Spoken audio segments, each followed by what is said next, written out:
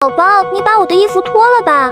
啊，维诺！哎呀，居然能遇到神明，这可真是个苦差事啊！还好有其他强者在。深红色的巨斧是张无涯吗？没想到会以这种身份见面。挥舞巨斧的男子见到西装男子后，顿时爆发出无穷无尽的杀意，跑着就向他冲去，仿佛生前就是死敌一般。然而，西装男子只是静静地站在原地。当巨斧男子接近他不足10米时，立即从行李箱中取出了一把重型激光炮，瞄准射击，竹子般粗细的光束从枪口炸出，仅不到0.25秒钟就贯穿了巨斧男子的左臂。不过，这并不影响巨斧男子继续朝着风韵男子狂奔。距离不到5米时，风韵男子从虚空中取出了一把太刀，开始与巨斧男子正面搏斗。别看他手握着巨斧，行动却异常的灵敏。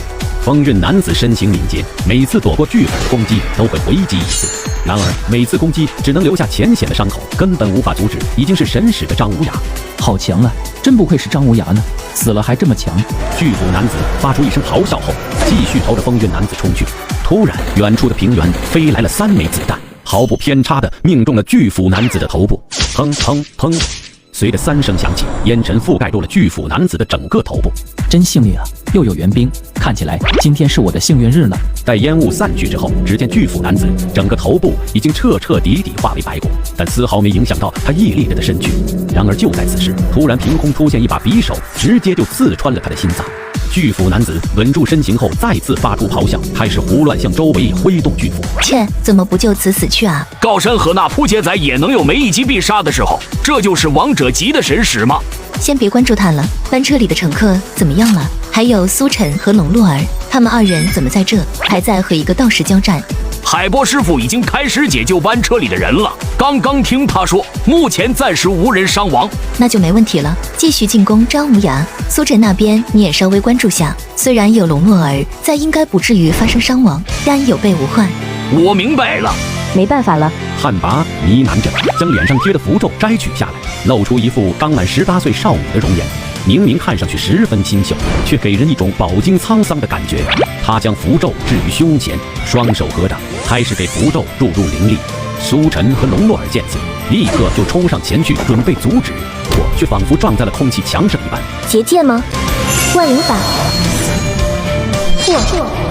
龙洛尔立马释放法术，一股强大的灵力波动直接冲击在了结界之上，但仅只是造成一丝丝的涟漪，并没有成功破除掉结界。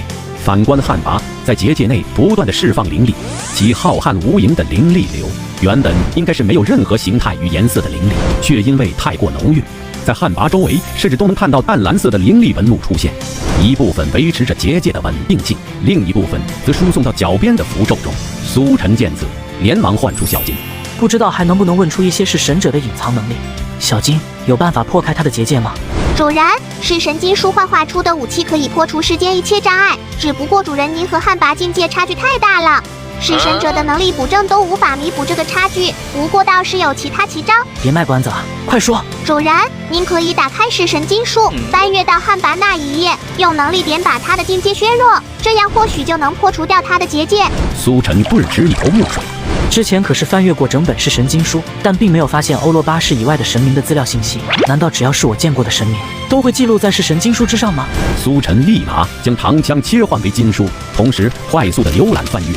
终于，大约翻到一半位置时，终于出现了新的信息。他不是叫汉魃吗？怎么变成天女魃了？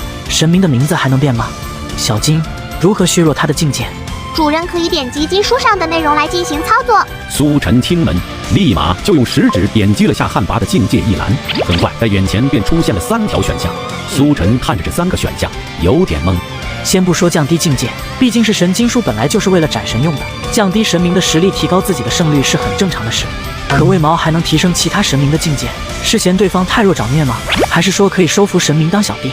苏晨立马点击了降低境界的选项，很快便又有小金的声音在脑海里响起。当神明境界已达到超凡境后期，主人可以消耗1000能力点，使其短时间内降低到史诗级巅峰。消耗吧。你做了什么？早拔大惊失色，显然没想到自己的境界居然能被人为剥夺。龙洛尔也见到了这一幕，他完全没有放过这个机会，举起白色长剑便开始念叨法咒。只见龙洛尔周围的灵力全部都聚集到剑身之上，散发出万丈光芒。万灵法，凝聚剑身。一剑斩出，瞬间，本来坚不可破的结界，直接就被龙洛儿的这一剑击碎了。可恶，只能这样了。汉魃低吟道，甩出6道符咒，瞬间周围的灵力开始疯狂地朝那里汇聚，大地开始剧烈震动，仿佛百级地震一般。啊，米诺！